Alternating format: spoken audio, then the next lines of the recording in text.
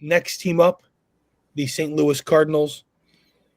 They added in free agency Ryan Stanek, reliever 1 year, $3.5 million, and Dustin May, the starter 1 year, 12.5. That's it. Trades. They added George Soriano from Washington, Justin Brule from Cleveland, a reliever, Hunter Dobbins from Boston, whose dad did not play for the Yankees, and then Richard Fitz from Boston, a pitcher. They lost Miles Michaelis to Washington. They traded Sonny Gray to Boston. They traded Wilson Contreras to Boston. Nolan Arenado shipped out to the desert in Arizona, and then Brendan Donovan traded to Seattle.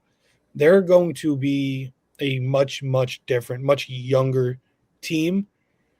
So the first thing I really want to ask you guys is, how long do we think this rebuild could last?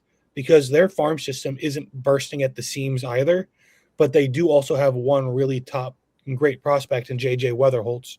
So what do we think his role could be, and how long do we think this downturn could be for the Cardinals? I mean, you hate to bet against an organization that has such a rich history of being good. I mean, like you said, like, I'm glad that you're asking it this way, because let's just be honest about this year. It's not their year. And like, they know it though. They actively tried to get younger. They've actively brought in prospects.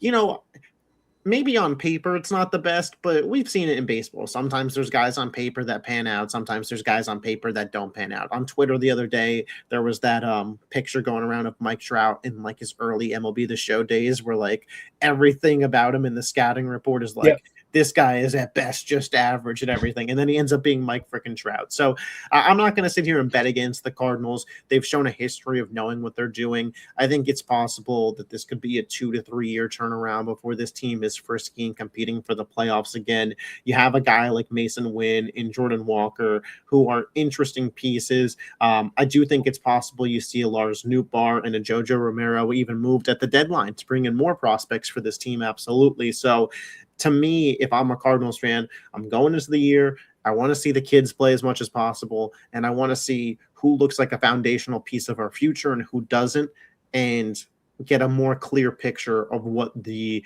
2027, 2028, 2029 Cardinals will look like. Because also, it's going to be not a good team. Like, you talk about the prospects that they don't have right now, they'll be picking at the top of a lot of rounds of the draft, if I had to guess.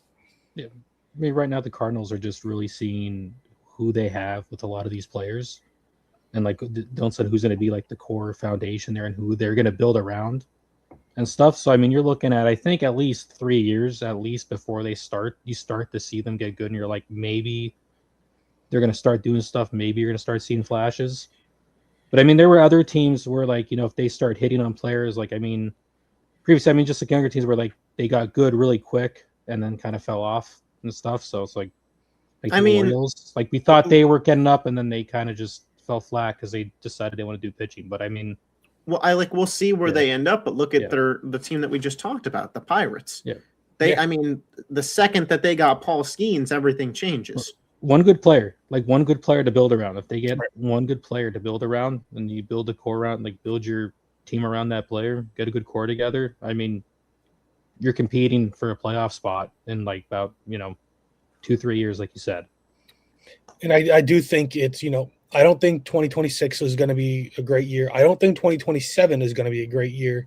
But as we get closer to the end of this decade into the beginning of the next, they could put themselves in a position to have quite a nice window, because they're also an organization that has been known to spend money when they can. So they're not going to have that working against them. You're hopeful that they'll have a lot of young, controllable guys, especially in the early rounds of the draft. They could have multiple top 5 picks. And I think that the timing of things also, you don't want to project too far ahead, but 2-3 years into the future, the Cubs with guys like Bregman and Swanson, you know, who knows where those guys are at age-wise. The Brewers, I think they might be taking a step back as things currently stand if Paul Skeens is gone. We're going to talk about the Reds. They're also a young team, but St. Louis could find themselves like, hey, we're kind of the young, fun team, similar to what the Reds were last year. Yeah, I mean, they're in the position right now where they're going to start getting good when the other teams are going to start going on the downswing. So it's I think that's why they visioned that timeline and said, let's be bad the next 2 years. Now, if they, not that they're going to be good, but if they're going to be a fun team to watch, they have a lot of open roster spots, a lot of guys competing. Is there anybody on the roster you guys, think that stands out to you that could be somebody that takes a step forward and becomes a fun guy to watch, even if they're somebody who's traded at the deadline or somebody that the Cardinals can envision a future with? Is there anybody on the team that excites you and their potential?